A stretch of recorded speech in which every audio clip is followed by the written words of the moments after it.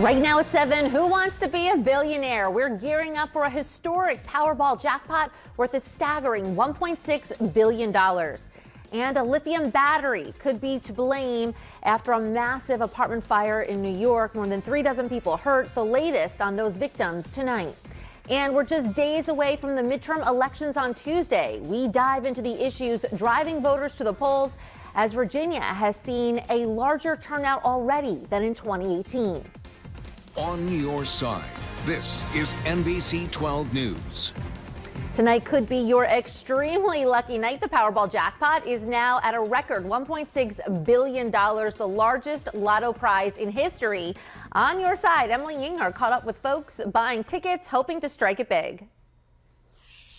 Virginia Lottery says that sales for tickets are typically strongest on the day of the drawing. That rang true in Chesterfield on Saturday. Store owners at the Styles Buy Right convenience store told me it was busy all day as people were coming in to buy tickets. And latest numbers show us Powerball sales in the Commonwealth climbed to well above $4 million.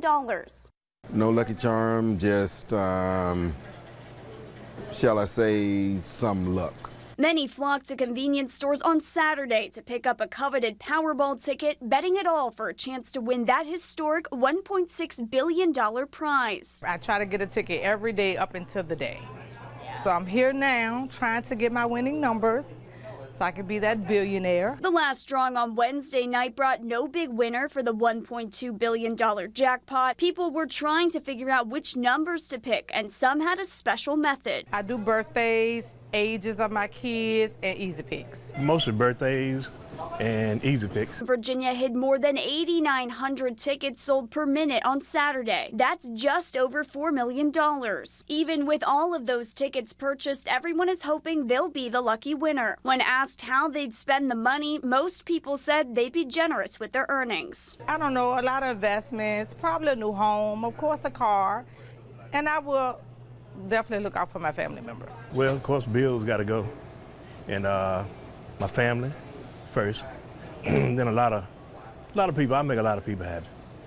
I wouldn't be selfish. The cash option for the drawing is $782 million. All of the profit made from Powerball tickets goes to supporting K-12 public education in Virginia.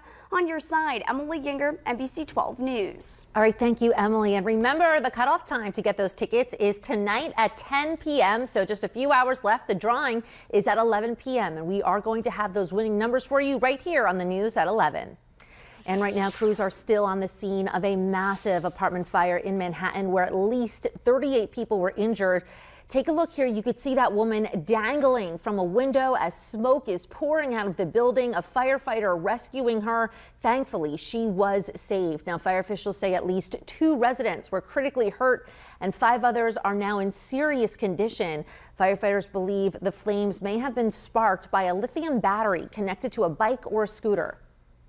We didn't know if it was contained to one unit or if it was actually like taking over part of the building, so definitely a little concerning, but now we know it was pretty contained, so not an issue. Some residents were reportedly trapped inside that building when the fire broke out, but everyone is accounted for at this point. All right, let's get a check on your forecast for the evening, where it was certainly a beautiful Saturday to get outside. 70s almost across the board, unseasonably warm for November, but we'll take it, right? Nick Russo is joining us with how long these spring-like temperatures are going to stick around. Nick?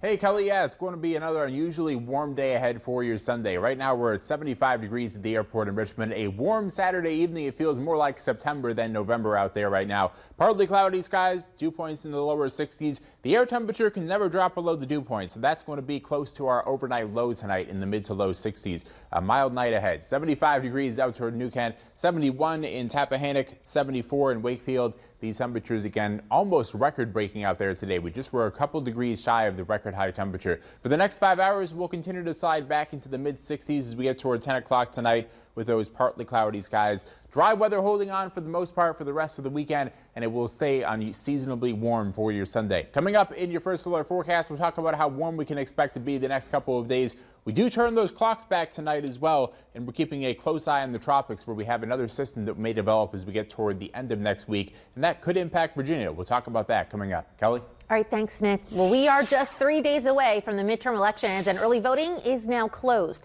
Today was the last day for early voting, and so far the numbers show a strong turnout. More than 735,000 people have already cast their ballots in Virginia. That's more than double what we saw in the 2018 midterms.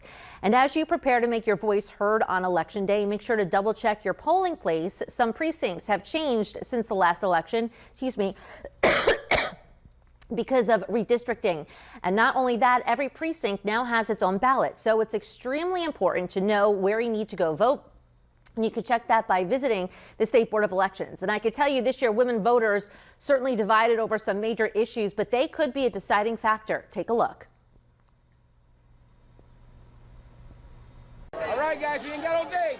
A wave of energized women are determined to make their voices known. I think it's a critical election. I think the choices are clear and the issues are major. And if you don't come out and vote, then you have no say in those decisions. We have to make sure that the people that we have in office care for us as well. With life-changing issues on the line and which party holds power in Congress at stake, we're seeing a surge of women registering to vote and casting their ballot. There's a renewed sense of urgency for female voters to elect candidates who share their beliefs. In 2018, we saw a record number of women elected to Congress. Some called it a pink wave. Now that term is being used to describe the high number of women expected to vote in this midterm election, driven largely by the Supreme Court's decision to overturn Roe v. Wade. After the High Court's ruling, women on both sides of the abortion debate showed up in droves for rallies. Now they're using their vote to send a message. I do have very strong beliefs on abortion, and I'm very happy that Roe versus Wade was overturned. I just think that we are a country based on freedom and the freedom to choose what happens to you individually. Sarah Chinakwers tells me she has 3 daughters. 2 of them are able to vote. She says issues like protecting a woman's right to choose is top of mind for them. I do believe it will bring more women out to the polls. But Aviana Brew says it's household budget issues like higher costs for housing, food, and gas that are driving women like her to vote. I agree with you. The pink wave is coming, but I think it's going to be very surprising how it turns out. It remains to be seen which party, red or blue, most benefits from the increased interest in this year's midterm election, but it's clear certain female voters are motivated. And NBC 12 is on your side leading up to Election Day. We'll have a full breakdown of the issues and the races on your ballot during a streaming special that's going to happen Monday at 3 p.m. And you can tune in on NBC12.com or wherever you stream. And we do have some breaking news tonight. The AP is reporting that singer Aaron Carter has died. The pop star was found dead in his California home. Multiple sources are telling TMZ that Carter's body was found in the bathtub. Law enforcement sources telling the outlet as well that they received a 911 call that he had drowned. Now, Carter rose to fame as a child star. He's the younger brother of Backstreet Boys frontman Nick Carter. The singer turned rapper and actor also starred in television shows like Lizzie McGuire and Seventh Heaven. He was 34 years old. Aaron Carter's official cause of death is still under investigation. And new tonight, D.C. police have arrested a second suspect in the shooting of Washington Commanders rookie running back Brian Robinson Jr. The 15-year-old boy, who was 14 at the time of that shooting, was charged with assault with intent to rob while armed. Now, earlier this week, police did arrest a 17-year-old who is now facing that same charge. Police continue to look for a third suspect who they say was the getaway driver. All right, if you didn't already hear this, tickets for next year's Something in the Water Festival are now on sale. And the concert is back in Virginia Beach. The Something in the Water Festival moved to the nation's capital, D.C. last year, but the event is now back on the waterfront, happening from April 28th through the 30th. For more info, you can head on over to somethinginthewater.com. And with the fanfare of getting those tickets comes the other fare you're going to have to pay to enjoy the party. The return of the Something in the Water Festival only tightened the supply of hotel rooms in Virginia Beach, with the last weekend of April already being in high demand. The president of the Virginia Beach Hotel Association says most rooms for that festival went off the books in 2019 by early March. Having 292 rooms to sell for Something in the Water, I only have 140 rooms to sell for Something in the Water. He also says to be cautious about third-party booking options, and a tip here, booking for multiple days instead of just 1 or 2 nights might help you navigate the already dwindling supply of rooms. And we are following a tragedy in Oklahoma tonight after a string of tornadoes leaves a destructive path, with search and rescue efforts still underway in 3 states. Plus, Blue Check Twitter is now getting charged the monthly subscription in order to keep that verified check next to your handle.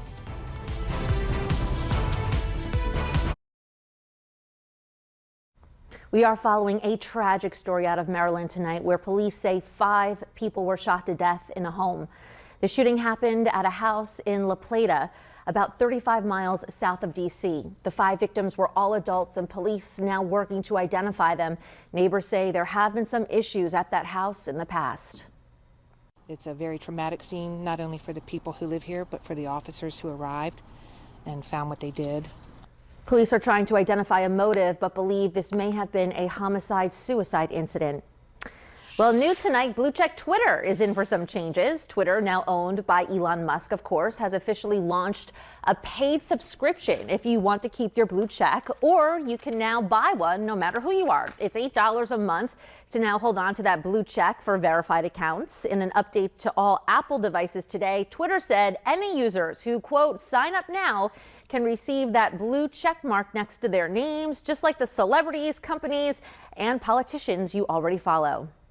Meantime, Twitter's former CEO, Jack Dorsey, is apologizing for growing the company too quickly, he says. His tweet today follows Friday's mass layoffs from new Twitter owner Elon Musk, which resulted in thousands of people losing their jobs. Dorsey tweeted, quote, I own the responsibility for why everyone is in this situation. I grew the company size too quickly. I apologize for that. Search and rescue efforts are now underway after tornadoes swept through 3 states in the South Midwest Friday night. You could see cell phone video here of that incredible twister that blew through multiple homes, leaving a path of destruction. At least 1 person is dead, and an official in Oklahoma says multiple people are still missing. Take a look. This is one of several tornadoes spotted through Oklahoma, Texas, and Arkansas Friday evening. In Oklahoma, at least 1 person is dead and multiple people are missing, according to officials. You can see the trail of damage left behind in Oklahoma. The storms powerful enough to overturn a tractor trailer on the side of the highway. In eastern Texas, homes and businesses destroyed, leaving thousands without power. Some residents say it happened in a matter of seconds. The electricity went out. Right when it went out, it said, hey, take cover. And then the electricity went out, and I called him in the house, and we just took cover. And they came, like, within seconds. As soon as it happened, I just started going to the houses looking for people and make sure there's nobody in them and stuff. Like this. According to the National Weather Service, most of the reported Texas tornadoes swept along the Red River border with Oklahoma. On Saturday morning, Oklahoma Governor Kevin Stitt touring damage in Idabel, saying he plans to declare a state of emergency in affected counties. I'm Gloria Pazmino. And thousands gathered in South Korea last night to honor the near 156 people killed in the devastating Halloween crowd crush. Many held candles and joined in prayer, while others held signs to call for an investigation to punish those responsible. 2 Americans died in that deadly incident. Police are still working to identify all of those victims. And a man from New York who was on the run is caught in the happiest place on earth. Officials say Keshawn Burton was visiting Disney's Animal Kingdom when a postal inspector with the United States Postal Inspection Service recognized him. That inspector was also on vacation. Now, Burton allegedly stole the identities of at least 4 people to get nearly $150,000 in government loans meant to help struggling businesses during the pandemic. The 31-year-old was on the run for a year before he was arrested. Well, Nike is suspending its relationship with NBA star Kyrie Irving and will not release a new show named after him. This comes after a controversial social media post where Irving posted a link to an anti-Semitic movie. LeBron James, his former teammate, weighed in on the recent news. What Kyrie did caused some harm to a lot of people. And he has since, over the last, I think today or was it yesterday, he apologized. But he caused some harm. and I think it's unfortunate. Irving was also suspended by the Nets for at least 5 games. Now to the latest COVID news, where a new Pfizer study suggests their updated booster shot may amp up protection in older age groups. After a study, Pfizer found the shot produced higher antibody levels in people over the age of 55 compared to the last version of that vaccine. The White House's COVID response coordinator says the results show a pretty substantial upgrade from that last vaccine. Only about 8% of Americans 5 and older have gotten Pfizer and Moderna's latest boosters. The Macy's Thanksgiving Day Parade is nearly 3 weeks away, but its inflatable stars are getting a test run today. Some of those balloons are as tall as a 5-story building. Now, this year's lineup includes Bluey from the popular animated series Stuart the Minion and astronaut Snoopy, of course. And you can watch all of the mega balloons in action on Thanksgiving morning right here on NBC 12. Accurate, reliable, breaking weather specialists. This is NBC 12 First Alert Weather. It's kind of hard to believe Thanksgiving is right around the corner with temperatures like we had out there today. We made it up to 80 degrees officially at the airport in Richmond. That means I will be jumping into the pool tomorrow per my challenge I made to myself yesterday. We have a record high temperature of today's date at 83 degrees set back in 1975. So not quite record-breaking heat today, but it is going to be pretty toasty the next couple of days, and we have a good chance to break the record on Monday. Our forecast high is 80, the record high is 79 set back in 1978, and we're going to get awfully close to that. As we look at our B&W Builders weathernet sites right now, we're still in the mid to low 70s, 73 degrees in Midlothian at Cloverdale High School, 70 in Henrico at the Stewart School, and 71 in Ashland Randolph-Macon College. These temperatures will continue to slide back into the 60s overnight, but it's not going to get all that cool. We'll be down to around 63 in Richmond, 62 down toward Petersburg. This is pretty mild for this time of the year, and it's going to be another unseasonably warm day on Sunday.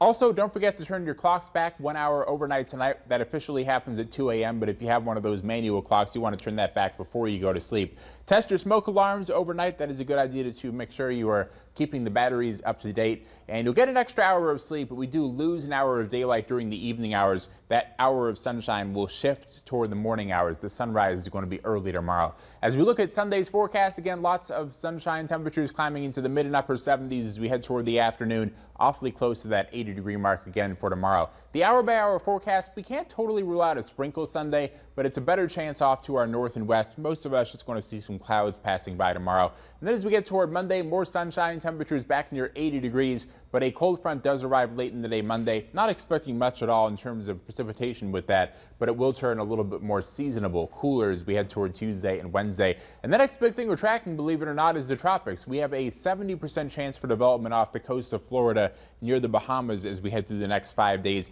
This actually could be a threat toward Florida, but probably not going to be a major system the way it looks right now. And we also could see some tropical moisture from that as we get toward Friday into Saturday for the first part of next weekend or the late part of the work week. So we could have some beneficial rainfall around here as we get toward the end of the upcoming week. That's really the only major chance for rain we have over the next 7 days. Tomorrow we just have a 20% chance for a sprinkle. Not going to bother you for any outdoor plans. Upper 70s, close to 80 Sunday and Monday. Tuesday and Wednesday, low to mid 60s. And then we climb into the lower 70s as we head toward Friday with that good chance for rain to close out the work week. We'll have more news coming up.